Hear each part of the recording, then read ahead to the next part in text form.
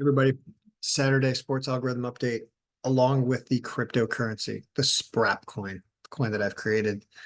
Wanted to give you an update on that because I did add some money to the Sprapp liquidity pool today. It's up to $450 is the value of all the Sprapp coins. I keep adding to the pool, adding money into it every time the algorithm wins. Yesterday, the algorithms had really a fantastic day, except for college basketball, but I was smart enough to stay away from college basketball picks, honestly, yesterday. And I focused on NBA and hockey and baseball, and they all won. So we added some more, and we'll be adding some more today if we can get some wins today. So if you'd like some coins, I keep saying this in the videos, and I've only gotten a few requests so far, which I've honored, which is I'll send you 100 Sprapp coins if you just ask, if you're one of the first 10 people to comment in the posts. You can also pick a team and try to beat the algorithm. If you like a team that the algorithm is not favoring in any of the sports that we're going to talk about, and you win, I'll send you 100 Sprapp coins. I have a tremendous amount of them. I own 99.75% of them. Of the million that there are, that shows right here. I own 997,500, so I can afford to send some to you. And the more people that hold it, the more chance that the coin will become more publicly traded and that the value will go up, along with the fact that whenever the algorithm wins, it goes up. So there are multiple reasons to get involved. It's the first of its kind tied to the algorithms or anything that I'm doing. I'm not withdrawing any out. You have my promise. I'm not withdrawing any of these coins out. I will notify anyone, but I'm not doing that anytime soon. We're just going to keep adding and adding and adding. So we're at $450 and counting. We keep going up. So let's talk about the sports algorithms that are active today. We have a huge day of hockey. We have the Elite Eight college basketball going on right now. Real quick, tonight's games, because you're probably not going to learn too much from the college basketball algorithm. Alabama's still fighting off some injury against a Clemson team that's been overperforming, and apparently their defense has been a lot better than normal. And then Connecticut is supposed to run over Illinois, but notice algorithm thinks that this game's actually closer than the Alabama-Clemson game. But Alabama's slightly injured. It's going to be a nice night of basketball along with all the other sports going on. So the line is terrible for UConn. Everybody has money on UConn, and that leaves 8.5 points for Illinois. They could potentially cover that. Algorithm thinks that UConn only wins by 5. And with this injury on Alabama and Clemson's defense, this game's a toss-up too. I wouldn't be comfortable picking either of those teams in that Alabama-Clemson game.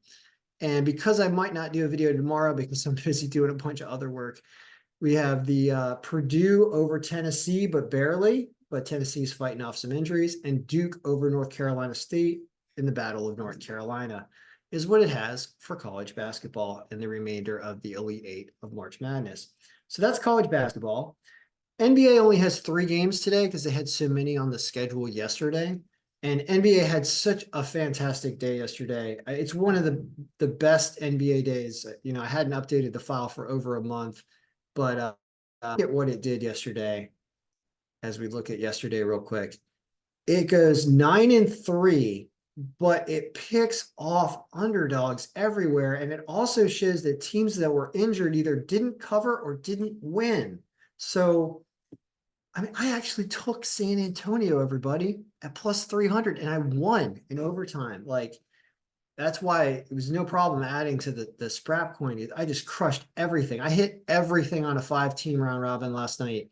It was San Antonio. It was I couldn't even play Oklahoma City because they were off the board. It was the Clippers. It was the Mavericks. I took the Pistons because the Wizards stink. And I knew this game was going to be a toss-up.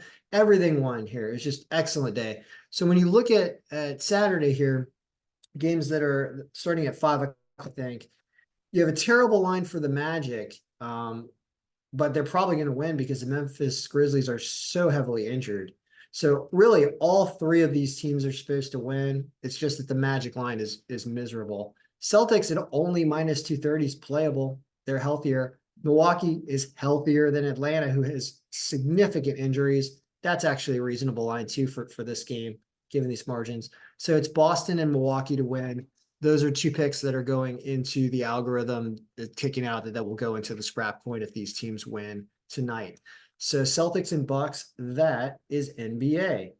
Now let's go over to soccer real fast, which I discussed a little bit yesterday. Where there's drastic disparities, the draw no bet is the one that I like to do in soccer, because who knows if there's ever going to be a goal in a soccer game. So all the teams that are on that list for the algorithm and for the Sprapp coin tonight are teams that are supposed to win significantly. I don't know what happened in this Philadelphia Union Minnesota United game.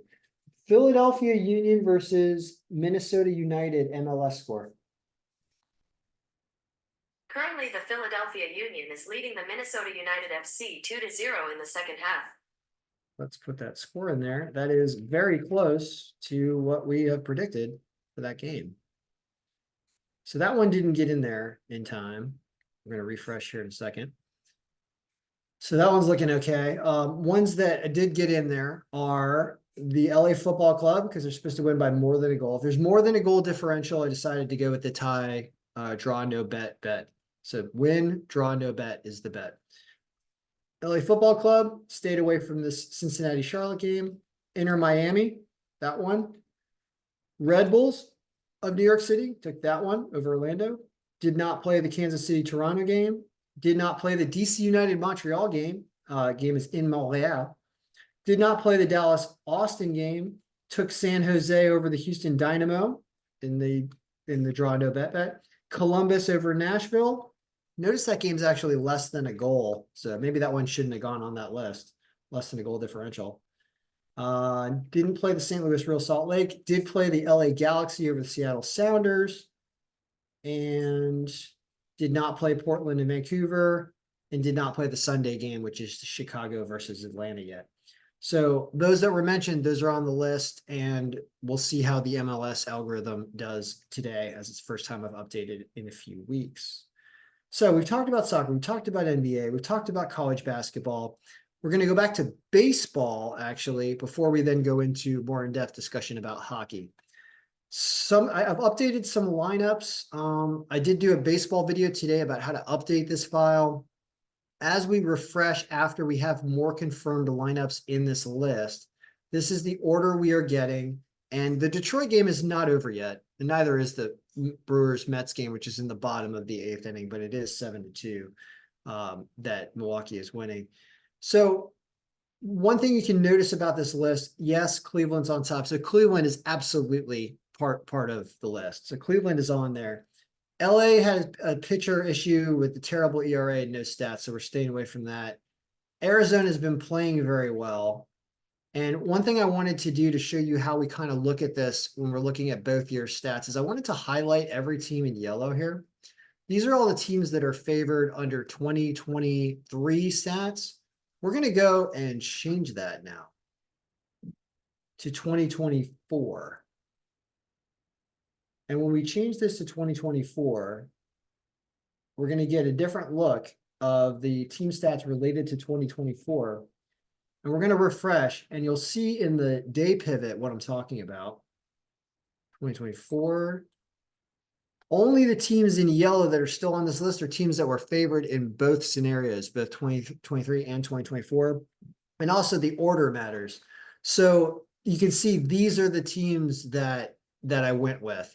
Went with Arizona, Baltimore, Atlanta, Cleveland, actually Pittsburgh as well, even though that's a AAA pitcher. That's kind of a risk. And that was all.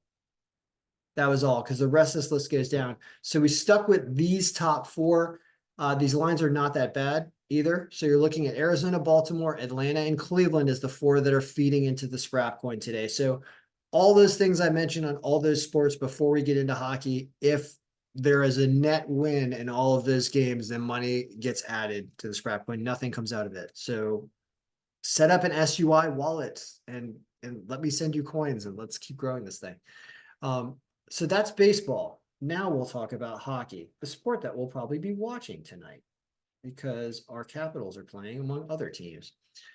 First of all, to start off the day, algorithm has had a good start. Florida comes back to beat Detroit and slow them down as the Capitals are fighting against the Red Wings for a playoff spot. 3-2, Florida wins in a shootout. Algorithm had this game being 4-2 game in favor of Florida, so it was pretty close. Next, we have a game that is just starting right now, actually. Vegas Golden Knights versus Minnesota Wild score. Currently, the Golden Knights are tied with the Wild 0-0. Yes, it's 0-0. So it's just gotten started. This is a pretty close game, but it does favor Vegas to win this game about 3-2. So we'll see what happens there. Anaheim and Edmonton starting right now. Notice it says 6-1 Edmonton. 6-1. Edmonton will score with, of course, McDavid, Draisaitl, and all the rest. And Anaheim really has defensive issues and gives up a ton of shots. And even though John Gibson is generally a pretty good goaltender, he just can't field the shots coming from every direction. So look for Edmonton to put up some goals. A minus 600 line in hockey is rare, and that is what it is tonight. So difficult to wager on a game like that, but probably watch Edmonton put some shots on the net. Rangers over Arizona, 4-2. Shesterkin is expected. Vimelka. How do we say his name? Vimelka? You forgot already. That was the first goalie that my son went and saw against the Caps was Karel Vimelka. That was like one of the first games we went to was the Arizona game, wasn't it? No. It was the first game of one season. It was a preseason game. Yeah, I just remember us having good seats for that game. Anyway, Rangers against Vimelka? No, we were down. Yeah, that's right. We snuck down later. It wasn't. It was a preseason game too. No, it wasn't. You know, it was a real game. And Ovechkin, I think, got an empty net that game. That's where we have the picture of him waving at you. Anyway, all right, Rangers probably going to beat Arizona. Nashville against Colorado. Colorado winning about 4-2. Georgiev against Saros. Goalie matchups close. Colorado, team that I just enjoy watching play as well. So we're looking at lines here. You can see that both these minus 180 lines, which are still not great for hockey, but these are some games that are probably going to win in the Rangers and Colorado. Toronto against Buffalo. Buffalo just coming off a win last night. Pekka Luukkonen's goalie rating is excellent. I saw Samsonov come out with an injury, I believe, a couple games ago, but I guess he's back and playing all right. Notice the adjusted power on both these teams extremely close. I think that's the surprising thing about this game is apparently Buffalo has a shot here. So don't assume that that Toronto walks all over them in this game, even though Buffalo's played last night. Too close to wager on. But that's what that says. Pittsburgh and Columbus. 3-2 Pittsburgh, a team that's traded away a lot of their talent. Both these are weak teams, though, and bad teams against bad teams, anything can happen there. Carolina against Montreal. Notice Carolina's extremely strong rating. Carolina's team should be minus 500 in a game like this. As much as we love Martin St. Louis, Samuel Montembeault kind of blows in that. So I would go with Carolina. Pyotr Kochetkov wants a win. They had a tough game against the Caps a few days ago. We'll see how that goes, but Carolina's looking good, probably wants to win. Chicago and Philadelphia. Philadelphia 4-2. You can see Philadelphia is a minus 310. Arvid Soderblom, terrible goalie rating. Expect some goals in this game. Urson's not a great goaltender either. So there'll probably be even more goals than the 5.4 that it says in this game. Islanders and Tampa Bay. Close can be. Varlamov against Vasilevsky. Really, really close. Barely in the favor of Tampa Bay, but it's looking like a tie close to that game. Ottawa and Winnipeg. Winnipeg all the way. Look at Hellebuck's extremely strong goaltender rating. Ottawa, a team that can score some goals sometimes, but it says that Winnipeg will shut the door on them and win this game 4-1, 4-2. Our Boston versus the Capitals. Lindgren is going against Swayman. Notice their goalie ratings are the same. We were a huge fan of Charlie Lindgren in this household. We remember when his rating, when he came from St. Louis, was one of the best goalies in the league. And he has not. Yeah, but still, it doesn't matter. He played enough you still have a save percentage. It's like one of the best in the league. Yeah, it's showing that even though he's playing on a team that takes more shots than with the Caps. He's still got a rating that's almost 70% on a Capital team that has lacked defense a lot throughout the year, but has been playing better recently. Does say that Boston wins this game about 3 or 4-2. We'll just cross our fingers and root for the Caps. St. Louis and San Jose says St. Louis wins this game. Joel Hofer in net, minus 315. So you got some terrible lines with these games against terrible teams. You can see that minus 315 for St. Louis, the minus 310 for Philadelphia over Chicago, the minus 275 Carolina over Montreal. Pretty bad lines for hockey, but games that they probably win. LA and Calgary. Rittich has a good goalie rating so far for LA. That's interesting because I know that LA has been fighting with goaltender problems, and that's interesting to see. So I don't know how many games he's played, but that's surprising. So I guess he's been he has been what LA has needed so far, and that they beat Calgary. Markstrom, a goaltender I'm not a fan of. So LA probably does win this game, as it says they win 3-2. And we finish off the night with Ottinger's only at a 66% goalie rating this year. Another one of my favorite goaltenders going up against Joey Decord. And it favors Dallas, a strong team. It has them putting up 5 goals. So that was a lot of games we're talking about in there. And we don't really worry about pushing any hockey games related to the Sprapp coin, because hockey is just too difficult to predict. I would never say the hockey algorithm is going to make you money regularly, because it doesn't. Hockey's fun to watch and fun to play and fun to bet on, but not profitable to bet on. It's been my history with hockey. So that is the big update. And in summary, if you only make a few bets today, it's these 4 teams: Arizona, Baltimore, Atlanta, and Cleveland, especially Cleveland, which is once again the #1 pick of the day. And when it comes to baseball, and then, oh, wow, it's 7-5 already in the Mets game, everybody. Not over yet. Top of the ninth. NBA, it was the Celtics and what was it? Milwaukee, Celtics and Milwaukee. And soccer, I talked about a bunch of stuff in soccer.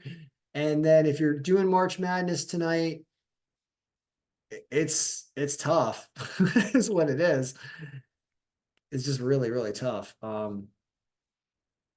I think from historically watching Clemson's defense hold other teams to fewer points, the over under set by the odds makers is 164.5. And I saw this happen last night in the Duke game, where the Duke over under was set at like 150 points, and they barely made it to, I think, 105 points in the game, because it became a defensive battle. That is kind of what Clemson did in their upset over Arizona, I believe it was. Who did they beat? I think they beat Arizona. Who did they beat? Clemson beat, we'll be able to see it in a second.